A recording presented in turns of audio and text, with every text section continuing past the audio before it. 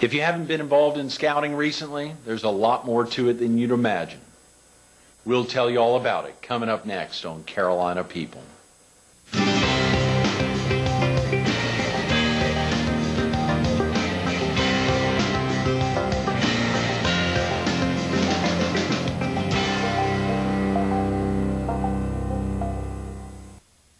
Good morning. Welcome to Carolina People, and happy Labor Day. This morning we're at the Florence Civic Center. We're focused on the Distinguished Citizens Award Dinner for the PD Area Council of the Boy Scouts. It was held here last Thursday night. And we're visiting with Ed Saleeby, an attorney with Saleeby and Cox, and the president of the PD Area Council of the Boy Scouts. Good morning, Ed. Good morning. Good to see you. Thanks so much for being with us again. It's amazing to think a year ago today, Ed, you were with us as we were celebrating and kicking off Carolina People over at the Service Center for the PD Area Council. That's right, we were. You've been with us a number of other times. You've been very kind to honor us with your presence. We really appreciate that. How long have you served as the president of the PD Area Council? Greg, this is my third year. I'm going out this year. That'll be over in November. 2 years before that, I was executive vice president of finance, so 5 total, but the last 3 as president. And you got the national award or national president's award, I think, in 2001? 2001 and 2002. It was quite an honor. Amazing. How'd you feel about that? Well, I was very tickled, and a lot of it had to do from where we brought, and it was a team effort. We changed the council up, had quality people on council, and we doubled the number of young folks involved in scouting, and we just now, we've not finished yet, but we're over our $3 million mark. We're closer to 4 on our fundraising for our endowment and capital campaign. We spent over $500,000, $1.5 million at Camp Coker. That is amazing. Well, I can't wait to think about that later in the week. Eddie Drayton's coming in, and of course, so many folks all week to highlight the amazing honorees last Thursday night. Dr. Frank Lee Sr., of course, Bernie Moore. It's so exciting to kick off the week with you. For viewers who may not have seen you or know you growing up, and you grew up here in the PD. Grew up right in Hartsville, except for the few years I was shipped off to prep school down at Portugal down in Charleston. So they would make me study, and it was well worth it. Then went to Carolina undergraduate and Carolina Law School, and been back in Hartsville since then. Practiced law for 25 years. 25 years now? I've just now turned 50. We're celebrating a double mark there. Golly. Were you active in scouting growing up, Ed? I was very active. I loved it.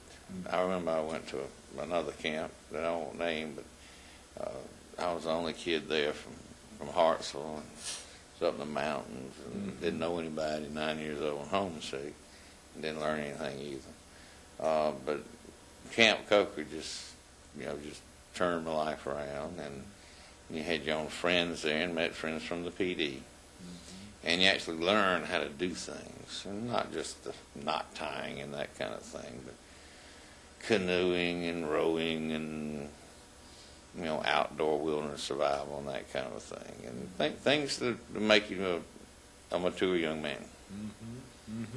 Have your children been involved in the scouting program, Ed? All 3 of them. My oldest son, who's a sophomore at Carolina, he obtained Eagle, and my other 2 kids tragically lost their wife back in this past March, their mother. But they're getting back into it because it's good for them, and they enjoy it. Absolutely. When you think about those benefits, and I know that's been gut-wrenching, Ed, everything that's happened, but thankfully, institutions like scouting, I know have meant an incredible deal to you and your sons. They've really enabled you to get through so much, and we're still praying for you. Thank you. When you think of the benefits that you and your sons have derived from their scouting experience, particularly going through tough times and through good times, what do you perceive are those primary benefits? Well, it just creates core values and strength in your life. And it is spiritual. Part of the Scout program is you must believe in God, and that increases in that. And it gave us the values of strength, courage, fortitude. When you get down, get back up and keep on going. So this has been personally a tough year for me, but you can sort of say I've been reborn this year, but I'm back and picked myself up by my bootstraps, and my children are working on that, and a lot of that has to do with, one, our faith, and two, the values that scouting teaches you in terms of don't give up, that you can do it if you continue to try. And you've surely shown that ability to persevere, Ed. It is amazing to think about all the commitment, both as executive vice president, prior to becoming president, all the both time and financial efforts, everything you've wrapped into your incredible activities with the PD Area Council. It's truly amazing. What do you think about scouting that motivates you, motivates that incredible commitment to the program? Because I've just seen the difference it's made in children's lives, whether they be of well-income families or not so fortunate income families, because it teaches them that they can all on their own, if they do good and follow the Scout code and get that inner fortitude to strive to better themselves, that anyone in this country, in this state, can do about what they want to do if they try hard enough. And scouting puts you through those tests, and it instills those values. And it's helped me. It's helped my children. And as an attorney, I have seen where it has helped countless other kids stay on the right path as much as kids can, and persevere to do the right thing. Integrity is really what scouting is all about.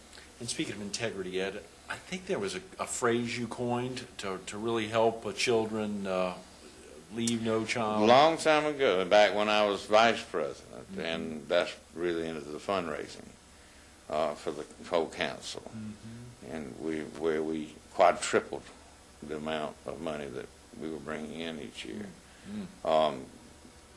Long before I think President Bush came along with it, or whoever, I came up, we will leave no child alone, because I, as a scout, saw children that couldn't go to Camp Coker, and it wasn't $14 a week back then. And what would happen was the scoutmaster would get people like my father and some others, and they'd chip in and give the money, because one year we saw a couple of kids, and it was a sad thing that they couldn't go and had to watch their buddies go and have a good time, and couldn't advance, couldn't get the merit badges that you get at camp, and no child should do that. So we have left no child alone. There's not a scout in the PD, no matter what their socioeconomic status is, that can enjoy all the benefits of scouting, not just a little bit, but all. Right, very definitely, Ed, very definitely. And I know that's been such a focus in your life. Obviously, a big focus is last Thursday night's event, and you opened the event.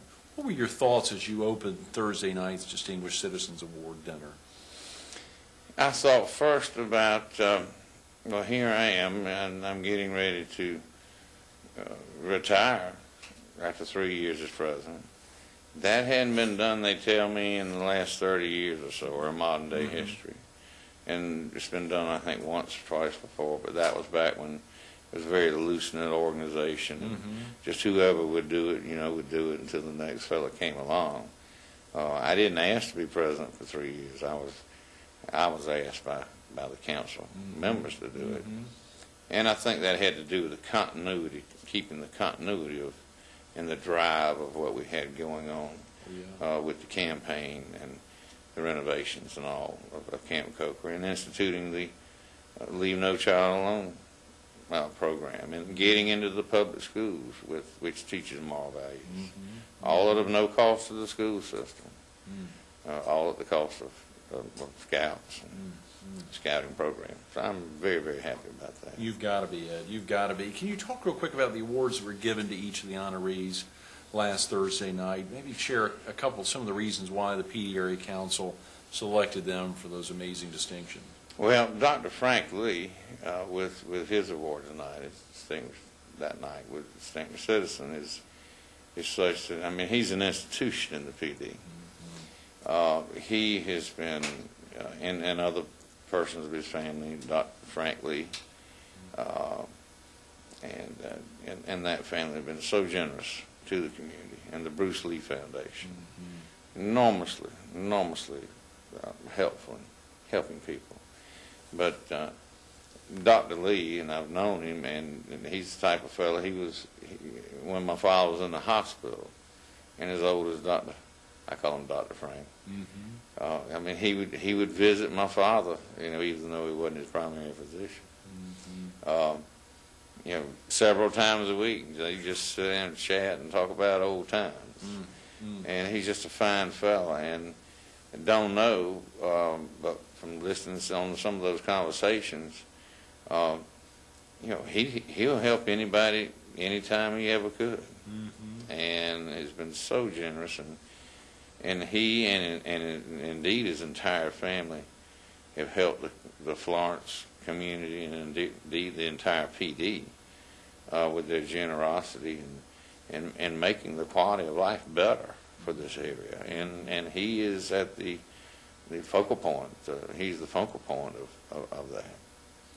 Absolutely. Just an amazing distinguished citizen. Ed, and speaking about distinguished citizens and strong citizens and scouting's effect on citizens, I think you shared another time, maybe it was early last year, or the latter part of the year, the observation that I believe in your role as a criminal defense attorney, you never defended a scout. Never defended a scout. What are some of the characteristics that scouting seeks to build in its members? Honesty, following the law, being trustworthy. If you're not trustworthy, you can't have really good friends if you're not trustworthy. I give you an example, and the willingness to help. I remember my middle son, Nathan, who went to Camp Philmont. Our scoutmaster had a bad back, and Nathan, who back then was just 15, volunteered, and he carried the scoutmaster's backpack as well as on all the way up and all the way back, and he did it on his own, but without anybody asking, and other kids would help here, there, and yonder, and they bond together and work as a unit. And I guess it's something similar to what the military, even though I've not been involved in the military, does when they bond together to work together. Absolutely. Ed, is there any accomplishment over the last 3 years in this amazing tenure as president of the PD Area Council of which you're most proud? Well, Greg, the most proud is getting our council from literally being broke. Now, it's not to say that because of all the continued growth that we have, it costs more money each year in terms of giving dollars just for operational funds. But, tripling, quadrupling the budget, doubling the number of youth in the area, and then, of course, it's never been done. A capital endowment campaign has never been done in this council. And we actually have a bigger capital endowment campaign than larger councils that are in better off councils areas socio and economically. So we think that's quite a kind of feat that we've done. And so hopefully when I step down, we will have a good board in place. Alan Clemmons will have his hands full because it's not a once every 2 week phone call type thing. It's just about a full-time job. It is, and the important word to be stressed is it's a volunteer job. It's a volunteer job. It's a volunteer job. And speaking of volunteers, when you think about all the folks that have been associated with your life, all the folks that have had an impact on you through scouting, through the legal practice, through your family, the inspirations for you, Ed, I know there have been so many folks. If you could pinpoint the inspirations in your life, how do you think you'd lay that out? Well, of course, my father, who just passed away this July of last year. And in scouting, Mr. Mr. Frank Lee. I mean, he's an institution. Bernie Moore, who's receiving Scoutmaster of the quarter century.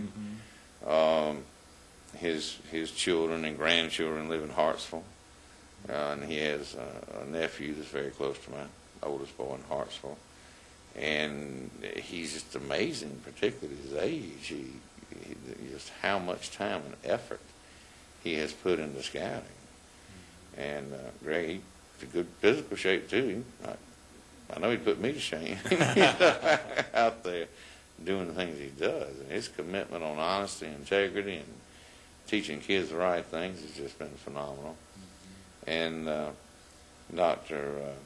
Eddie Floyd, who was an Eagle Scout that received an award just last year before last. He and my father were very close.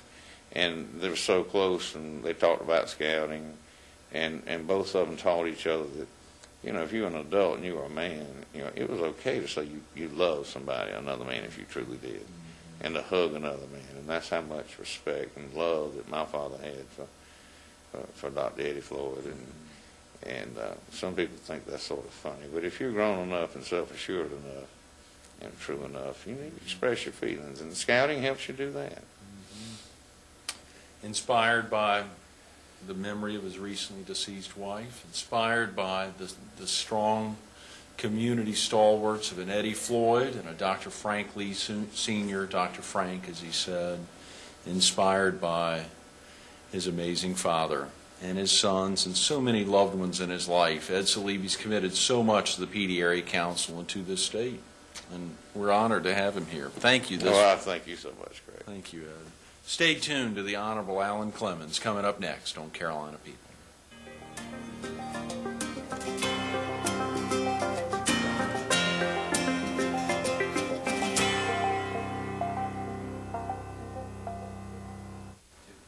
Good morning.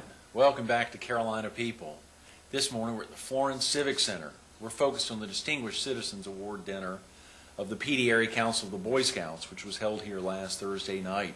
And we're visiting with the Honorable Alan Clemmons, a South Carolina House of Representatives member from the Myrtle Beach District and an attorney in Myrtle Beach. Good morning, Alan. Good morning, Greg. Good to be here. That's a mouthful there. Thanks so much for coming in this morning. To think about last Thursday night, all the amazing things going on in that room, I think there were close to 500 folks there. It was 500 people, and it was a really great evening. Every one of them walked away with a special feeling about Boy Scouts. Absolutely. Whether they were in scouting themselves or had grown up as the loved one of a scouter, it was amazing to see that go in and out. What about the new position, Alan, taking on? Obviously, you've been president-elect for a year now sticking up as the incoming president, I think in November, of the PD Area Council. That's a big deal. Well, it's a large responsibility. I'm excited about it, though, Greg. I look forward to stepping in behind President Ed Saleeby and continuing the work, the great work that he's done. He's brought this council a long way, and I look forward to just building upon that.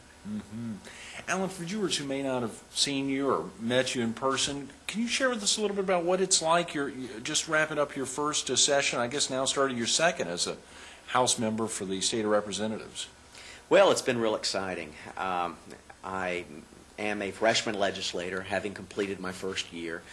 I was told not to expect to be able to get a whole lot done. I'm pleased to report that I feel like we were very successful in this first year, having put together a comprehensive prescription program for seniors called the Scripps Plan. I think it's going to change the way prescription drugs are dealt with seniors in South Carolina. And I've built a lot of networks. I've met a lot of people, made a lot of friends in the House. And it might even help Boy Scouts know a few of those folks. Great, absolutely. Has this first year lived up to your expectations? It has. It's been an exciting year. You've obviously long been an advocate of the Boy Scouts. What is it about the organization that creates lifelong supporters from its membership?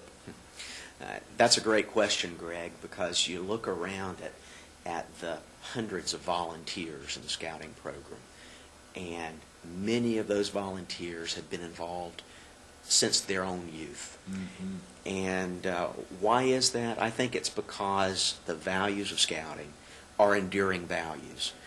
They're the same values that my father learned to cherish as a Boy Scout, that I've come to cherish, and hopefully my children and their children will cherish.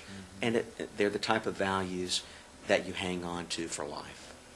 Alan, you grew up active in the PD Area Council as a did. scouter. I sure did. Do you remember how old you were when you joined scouting, and even later when you attained the rank of Eagle? Greg, I was 12 years old when I went into scouting, and I believe I was 15 whenever I earned my Eagle Award. Is that right? Long time ago, but it seems like yesterday. Do you remember your first visit to Camp Coker? Oh, do I ever? Yes. I looked forward to going to Camp Coker. I couldn't sleep the night before. I was so excited about going to Camp Coker. And I was a 12-year-old scout. And I think I've told you before, Greg, I hiked in to Camp Coker. The scoutmaster dropped us off a little down the road and put our backpacks on and hiked in. My backpack was bigger than I was. Boy, was it nice to see that lake. I couldn't wait to take my swim test. Oh, wow. But yes, I'll always remember my first year. How do you think your experiences as a scout have helped you in your role as a husband, as a father, as an attorney, as a representative for the House of Representatives? Greg, I think I attribute it to, certainly in large part, to the Scout Oath, which begins, "On my honor, I'll do my best." I've had the opportunity to speak at several Eagle Scout ceremonies in the last few months, and I've shared with those Eagle Scouts and their families that are present that I have tried to pattern my life and my responsibilities by those few words. On my honor, I will do my best. And as long as we do our best to do our duty, to fulfill our responsibilities, then what more can be asked? Those are good words, Alan. Why do you feel it's important when as you're speaking in those community groups, are you able to express to them why it's important to support the Boy Scout organization and its programs? I do. Supporting Boy Scouts is crucial. It costs approximately $100 per child in the Boy Scouting program to sustain the program for that child. Many of our youth that are coming into the program are coming from situations where $100 is like $100,000 to some folks. And that means we look out to the community. We look out to folks that cherish the values of scouting to help sustain those youth that come from families where putting their hands on $100 is a difficult thing. Alan, is there a special effort underway to reach potential scouts throughout the 11 counties? Well, our most successful recruitment tool to let youth know about scouting is in the schools. Many of the schools invite us to come in and explain scouting to the youth and the parents and invite those youth to become a part of the troop. We always walk away with many, many youth that want to be a part of this program because it's an exciting program for the youth. Can you share with the viewers real quick your thoughts on the distinguished citizen honored at last Thursday night's event, Dr. Frank Lee Sr.? Absolutely. Dr. Lee is a phenomenal individual. He has impacted the lives of thousands and thousands of people. First of all, as a physician who cared for his patients regardless of their economic situation. He took care of his patients. Bruce Hospital, providing for anyone who walked in the door. Since his retirement, he has been very selfless in giving of himself to the community, to Boy Scouts, but not just Boy Scouts, to other needy groups throughout the PD. I can't say enough to thank Dr. Lee for all that he's done for the community at large. And what about the Scoutmaster of the quarter century, that Bernie Moore? Isn't Bernie Moore something? Amazing. I ran into someone just yesterday, and I asked if they had attended the dinner, and they responded that they had, and that in fact they could have never been forgiven by Bernie Moore if they had not been there. So why is that? He was my scoutmaster. Bernie Moore has touched the lives of so many men throughout the PD as their scoutmaster. He's just a great guy. Alan, obviously, we just got about a minute. When we think about challenges facing you as your incoming term as president of the PD Area Council, is there any that are more that stand out in your mind? Of challenges that stand out in my mind? There are a couple. One large challenge, and I will appeal to those listening today, is the funding of the Boy Scout program. We have more youth than we can afford to fund, and we always find a way to fund those youth through the generosity of the community at large. If you have a special place in your heart for scouting, you have a special place in your heart for teaching correct values to youth, then I'd ask the folks out there to contact the Boy Scouts and give generously. That's the number one challenge, to fund this program. And number two, a special place in my heart is Camp Coker. We want to continue to make Camp Coker the finest facility for youth that it can be, something that those youth will remember throughout their lives, as I do. Absolutely. You heard him say it. Remembering it throughout their lives is the effort. The Scout Oath that we asked him a number of times, the first 2 times Alan was on, to recite the Scout Oath, and he did just that. It was an amazing commitment, but it's not a commitment because it sticks out in his mind. It's a part of his life. It makes everything happen. Alan Clemmons, thanks so much for being with us this morning. Thank you, Greg. Absolutely. Stay tuned to more Carolina People coming up next.